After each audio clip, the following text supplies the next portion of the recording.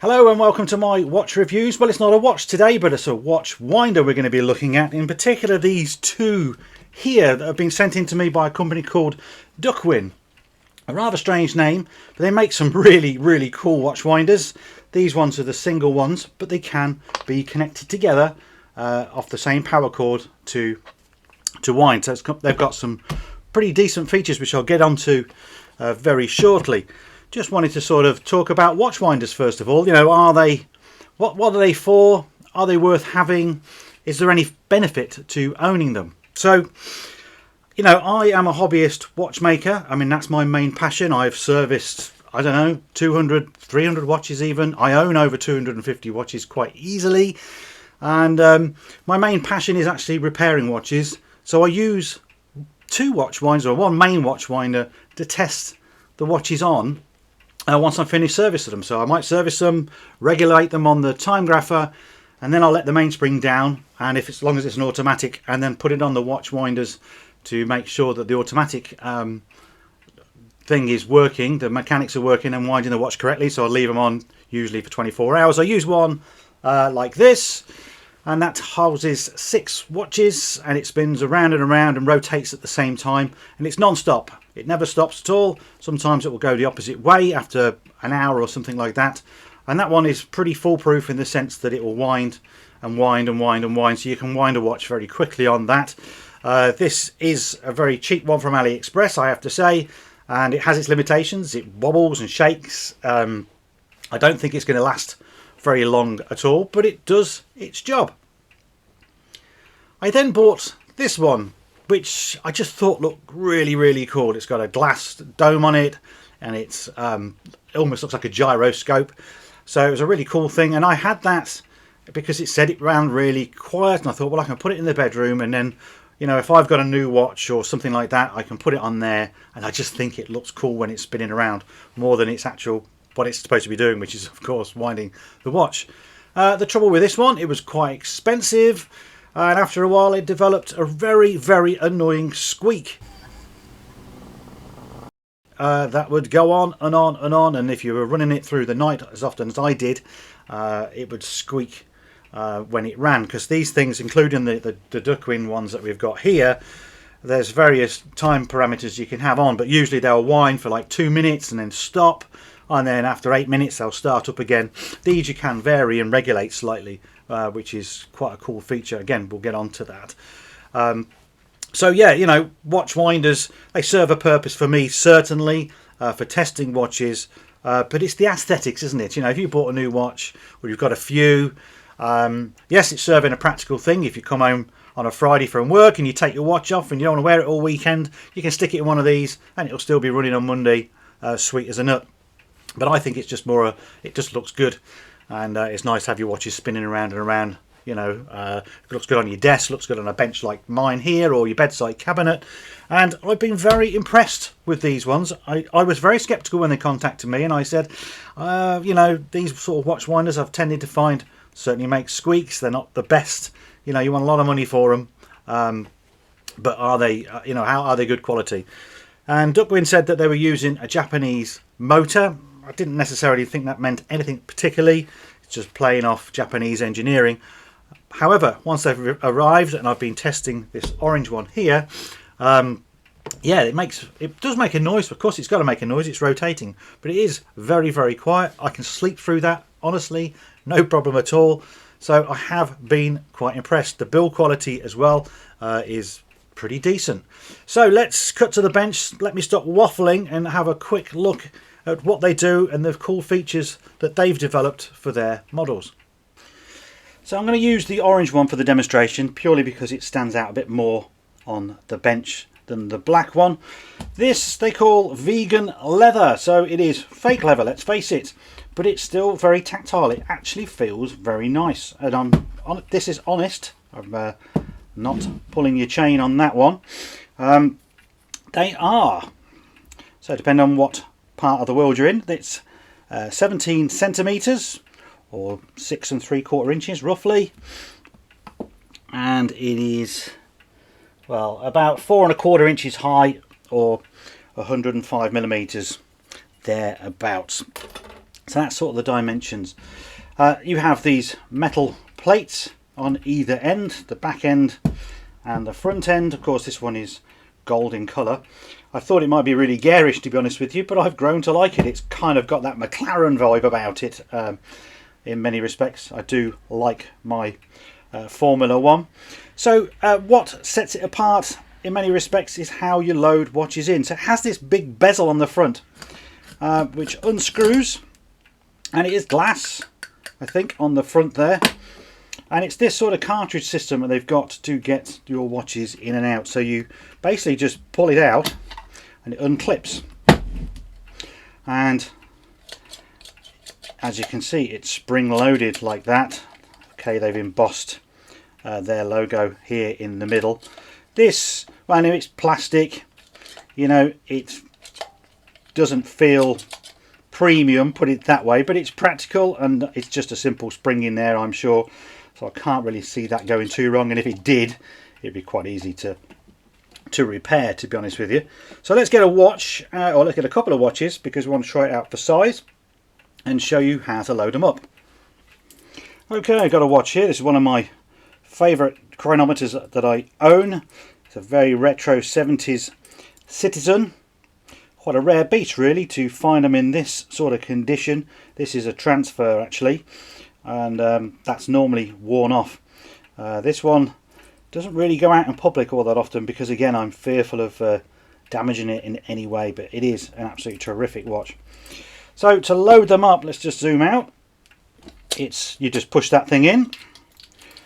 You can put your watch on, do your clasp up, and it's on, and it's nice and safe. That gyroscope one I've got is an absolute faff to get watches on and off.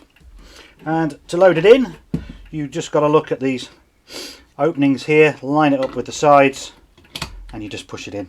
That is it. It's nice and simple. I guess you could run it like that without having the bezel on. The bezel, I guess, is just for a feature and a dust proofing.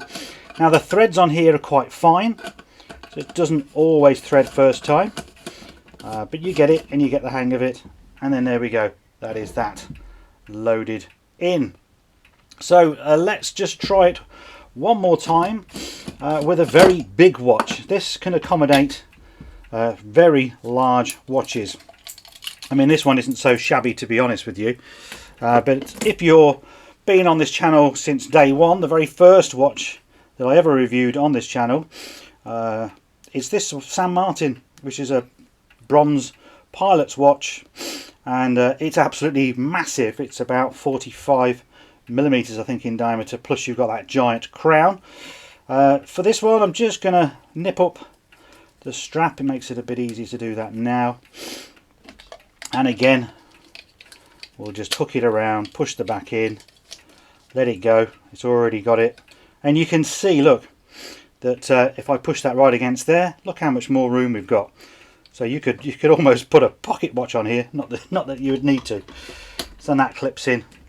Now, before you start, anyone that's seen that, that is not an automatic watch, so it's useless being on here, but it is literally just for that demonstration.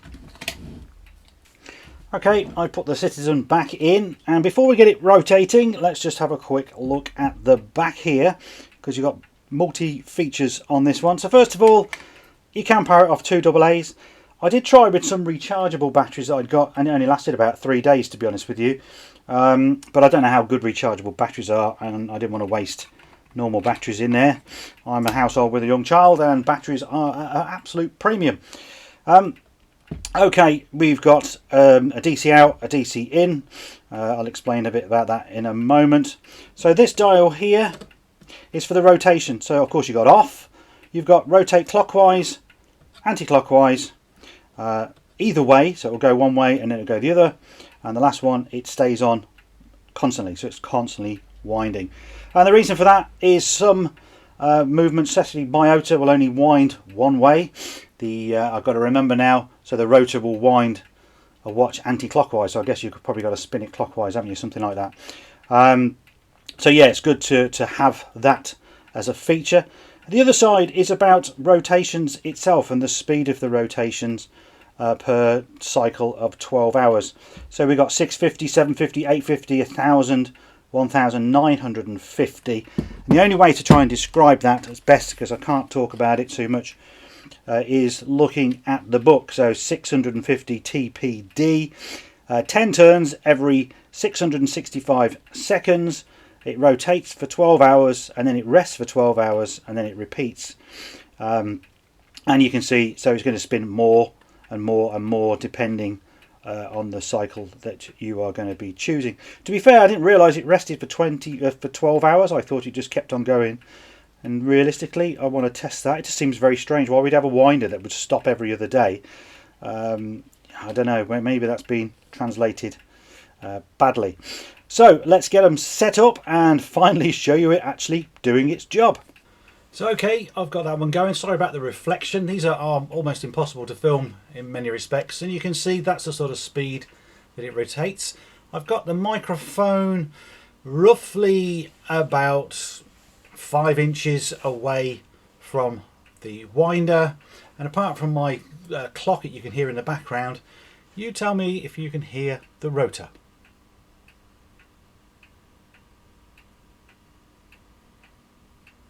So I'm not sure about that. Maybe I'll stop the clock and see if you can hear it if I put the microphone a little bit closer again. Okay, with the clock stopped and the microphone a little bit closer, maybe you can hear it now.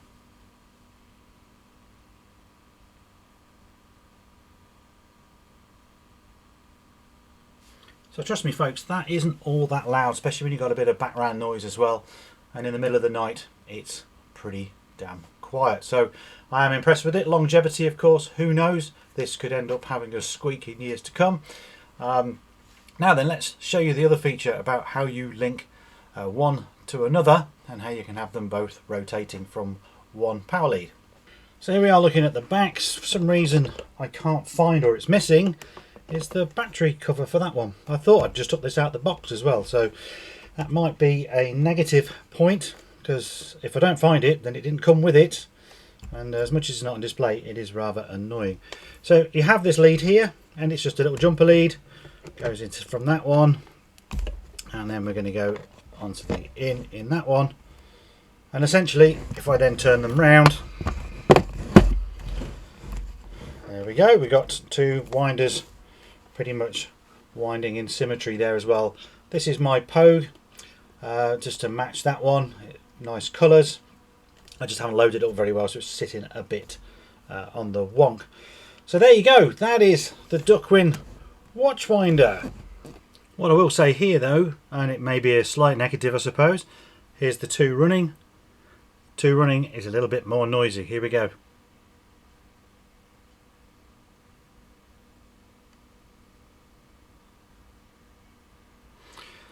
So yeah, there's a definite more of a hum, and that might become more irritating if you had more than one. So there is a negative. And the beauty of these as well is once they're connected, is you can stack them on top of each other, put them wherever you want, either side, loads of different possibilities. So get on to the all important thing, the price. So what you got to pay to get a one winder.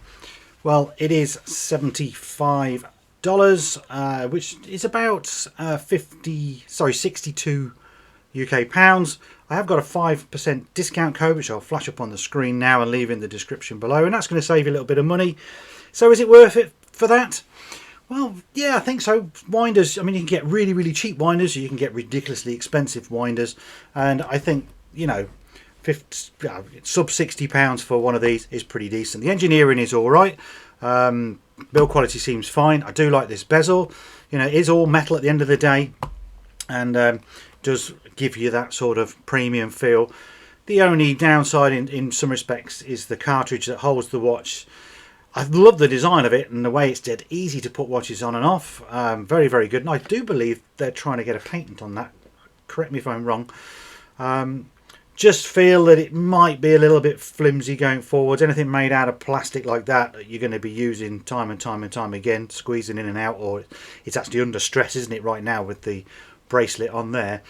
You know, so the longevity, well, the jury's out. Come and ask me in a year or two's time when I'm still running them.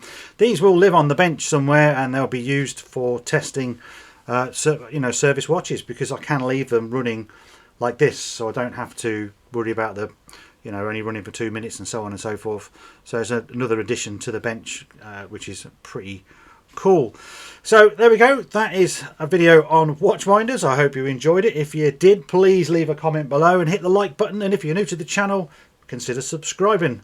More watch content coming very soon, and I've got a new release coming on the main channel, My Retro Watches, on a lovely vintage Gerard watch, which is by appointment to the Queen. Really interesting fix on that one, so stay tuned. That will be going live pretty much the same time as this video. Okay, that's it. Bye for now. See you in the next one.